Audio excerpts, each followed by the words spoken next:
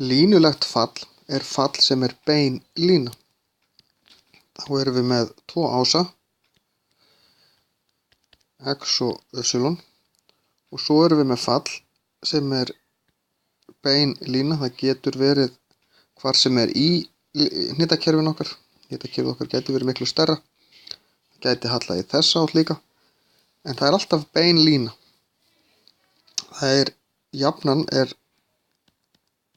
svona, þar sem að A stendur fyrir hallatöluna, hversu mikið þetta hallar og hvort þetta hallar upp þegar þetta er plústala, niður ef þetta er mínustala, og B er skurðpunkturinn við y-ásinn, þennan ás hér.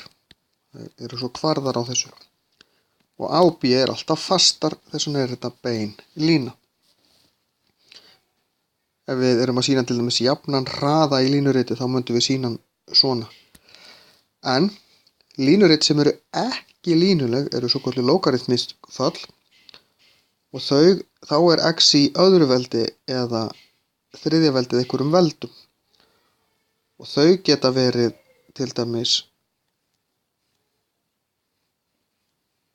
svona er x í öðru,